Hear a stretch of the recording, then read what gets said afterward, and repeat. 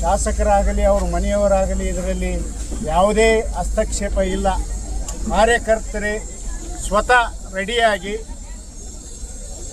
ಈ ಒಂದು ಪಾದಯಾತ್ರೆ 25 ಕಿಲೋಮೀಟರ್ ಅಂಬಾದೇವಿಗೆ ಪಾದಯಾತ್ರೆಯನ್ನು ಮಾಡಿ ನಮ್ಮ ವರಿಷ್ಠರಿಗೆ ಹಂಪನಗೌಡರನ್ನು ಸಚಿವ ಸ್ಥಾನವನ್ನು ಆಗಿ ಮಾಡಬೇಕು, ಅವ್ರಿಗೆ ಒಳ್ಳೆಯದಾಗಲಿ ಅಂತೇಳಿ ಅದರ ಜೊತೆಗೆ ಅಂಬಾದೇವಿಯ ಆಶೀರ್ವಾದವನ್ನು ಪಡೆದುಕೊಂಡು ಅದರ ಜೊತೆಗೆ 5 ಬಾರಿ ಶಾಸಕರಾಗಿ ವೀರಶೈವದ 3 ಜಿಲ್ಲೆಯ ಹಿರಿಯ ನಾಯಕರಾಗಿ ಪ್ರಭಾವ ಹೊಂದಿದ್ದಾರೆ. ಅವರಿಗೆ ಒಂದು ವೇಳೆ ಪಕ್ಷ ಕಡೆಗಣಿಸಿದ್ದೇ ಆದಲ್ಲಿ ಅವರಿಗೆ ಅಪಮಾನ ಮಾಡಿದಂತೆ ಆಗುತ್ತೆ, ಹಾಗೂ ಎಲ್ಲ ಕಾರ್ಯಕರ್ತರಿಗೆ ಅಪಮಾನ ಮಾಡಿದಂತಾಗುತ್ತೆ.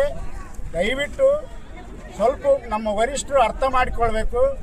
ತಾವು ಜಿಲ್ಲೆಯಲ್ಲಿ ಇಡೀ 2-3 ಜಿಲ್ಲೆಯಲ್ಲಿ ಸರ್ವೆ ಮಾಡಿ ಈ ಭಾಗಕ್ಕೆ ಯಾರನ್ನ ಸಚಿವರನ್ನಾಗಿ ಮಾಡಬೇಕು ಅಂತ ಏನಾದರೂ ನೀವು ನಮ್ಮ ಹೈಕಮಾಂಡ್ ವತಿಯಿಂದ ಒಂದು ಇಂಟೆಲಿಜೆನ್ಸಿಯನ್ನು ಬಿಡಿ, ಯಾರು ಹೆಸರು ಹೇಳ್ತಾರೆ ನೀವು ಕೇಳಿ, ಆಗ ಮಾತ್ರ ನೀವು ಬಾದಲಿ ಹಂಪನಗೌಡರನ್ನು ಸಚಿವರನ್ನಾಗಿ ಮಾಡಿ. ಇದು ಒಬ್ಬರ ಇಬ್ಬರ ಉದ್ದೇಶವಲ್ಲ. ಹಂಪನಗೌಡರನ್ನ ಸಚಿವರಾಗಬೇಕನ್ನೋದು 3 ಜಿಲ್ಲೆಯ ಒಂದು ವೀರಶೈವ ಸಮಾಜ ಹಾಗೂ ಇನ್ನಿತರ ಎಲ್ಲ ಅಹಿಂದ ಸಮಾಜದ ಬಯಕೆಯಾಗಿದೆ. ಹಿರಿಯರು ಅವರು ಇವತ್ತಿನ ದಿವಸ ಕಲ್ಯಾಣ ಕರ್ನಾಟಕದಲ್ಲಿ ಕರ್ನಾಟಕ ರಾಜ್ಯದಲ್ಲಿ ರಾಮಕೃಷ್ಣ ಹೆಗಡೆಯವರ ಕೂಸಾಗಿ ಬೆಳೆದು ಕಲ್ಯಾಣ ಕರ್ನಾಟಕದಲ್ಲಿ ಹೆಮ್ಮರವಾಗಿ ನಿಂತ ಏಕೈಕ ವ್ಯಕ್ತಿ ಎಂದರೆ ಅದು ಸನ್ಮಾನ್ಯ ಶ್ರೀ ಹಂಪನಗೌಡ ಬಾದಲಿ ಅವರು ಮಾತ್ರ.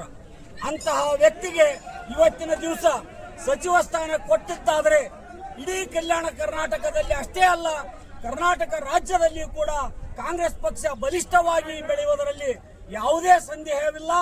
ಸರಳ ಸಜ್ಜನಿಕೆ ವ್ಯಕ್ತಿ ಇವರು, ಹಿರಿಯರು, ಅನುಭವಿಗಳು, ಎಲ್ಲಾ ರೀತಿಯಲ್ಲೂ ಯೋಗ್ಯರಾದಂತ ಹಂಪನಗೌಡ ಬಾದಲಿ ಅವರಿಗೆ ಸಚಿವ ಸ್ಥಾನವೇನಾದರೂ ಕೊಡದೇ ಇದ್ರೆ ಈ ಕಲ್ಯಾಣ ಕರ್ನಾಟಕ ಭಾಗದಲ್ಲಿ ಎಲ್ಲಾ ಸ್ಥಾನಗಳು ಏನು ಕಾಂಗ್ರೆಸ್ ಬಂದಿದ್ದು ಮುಂದಿನ ದಿನಗಳಲ್ಲಿ ಏನಂದ್ರೆ ವಿರುದ್ಧವಾಗಿ ಆಗುವುದರಲ್ಲಿ ಸಂಶಯವೇ ಇಲ್ಲ. ಹಾಗಾಗಿ ಈ ಭಾಗದಲ್ಲಿ ಕಾಂಗ್ರೆಸ್ ಪಕ್ಷ ಉಳಿಯಬೇಕೆಂದರೆ ಹಂಪನಗೌಡರಿಗೆ ಸಚಿವ ಸ್ಥಾನ ಕೊಡಲೇಬೇಕೆಂದು ಶಿವರಾಜ್ ಪಾಟೀಲ್ ವಕೀಲರು